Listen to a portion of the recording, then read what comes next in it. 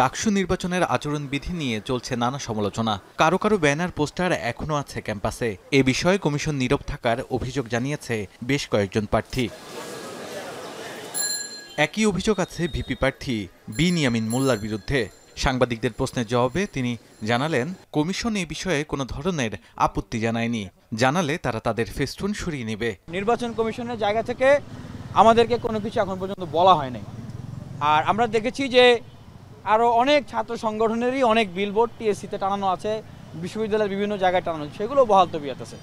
সেখান থেকে আমার কাছে মনে হয়েছে যে যেহেতু তারা নক করে নাই বা বলে নাই কিছু, এটা আসলে ভায়োলেট করতেছে না। যদি ভায়োলেট করে বলে ওনারা মনে করেন, অবশ্যই ওনারা তো নক করবেন। নক করলে আমরা সেগুলো সরিয়ে নিব। শনিবার সকালে অমর একুশে হলে শিক্ষার্থীদের সাথে কুশল বিনিময় করে ছাত্রদলের ভিপি প্রার্থী। এ সময় ফেক আইডি দিয়ে প্রোপাগান্ডা ছড়ানো হচ্ছে বলে অভিযোগ করে ব্যবস্থা নেবার দাবি জানান তিনি।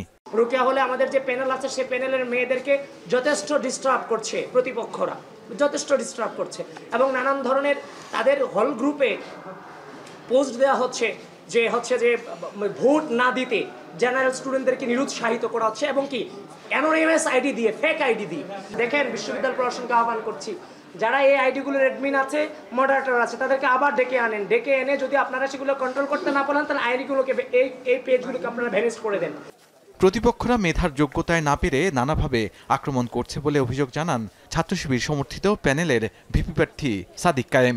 আমাদের লিডারশিপ কোয়ালিটি, আমাদের কম্পিটেন্সি, আমাদের অনেস্টি, আমাদের ইন্টিগ্রিটি, সেটাকে দেখে অনেক আমাদের বন্ধুপ্রতিম অথবা প্রতিপক্ষরা তারা আমাদেরকে আদর্শিকভাবে আমাদের কাজের মাধ্যমে, মেধার মাধ্যমে তারা আমাদেরকে মোকাবেলা করতে না পেরে তারা ক্রমাগত আমাদের বিরুদ্ধে প্রপাগান্ডা করছে, আমাদের বোনদের বিরুদ্ধে সাইবার বুলিং করছে। আমরা সবাইকে আহ্বান করছি, আসেন এই ধরনের কাদা ছড়ি আমরা বন্ধ করি, আমরা প্রতিযোগিতা করি, আমরা মেধার চর্চা করি, আমরা আইডিয়ার প্রতিযোগিতা করি, আমরা শিক্ষার্থীদেরকে আমরা আগামী ঢাকা বিশ্ববিদ্যালয় কেমন বিনির্মাণ করতে চাই সেই আইডিয়াগুলো আমরা বিশ্ববিদ্যালয়ের শিক্ষার্থীদের সামনে আমরা পেশ করি।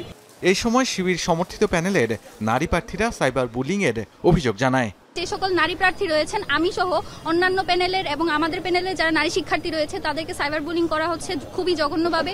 এখনো পর্যন্ত আমরা অন্যান্য প্যানেল থেকে এই ধরনের কোনো অ্যাপ্রোচ দেখতে পাইনি যে তারা এই ব্যাপারে কি সিদ্ধান্ত নেবেন বা তাদের যে সমর্থক গোষ্ঠী তাদেরকে তারা কিভাবে সামলাবেন। এর আগে সকালে ঢাকা বিশ্ববিদ্যালয়ের কালো দিবসের আলোচনায় যোগ দেন সকল অংশীজন।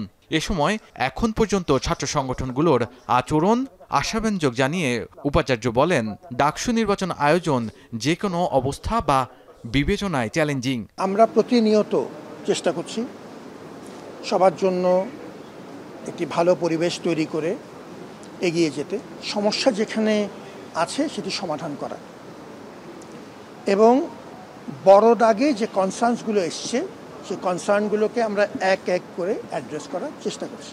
এটি একটি জাতীয় দায়, যদিও এটি ঢাকা বিশ্ববিদ্যালয়ের একটি অনুষ্ঠান, কিন্তু পুরো জাতি আমাদের দিকে তাকিয়ে আছে।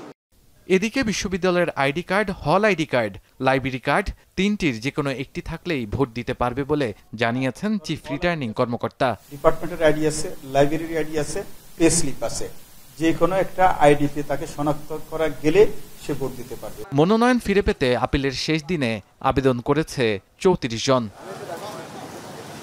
শাহাদাত অফরো, এখন ঢাকা।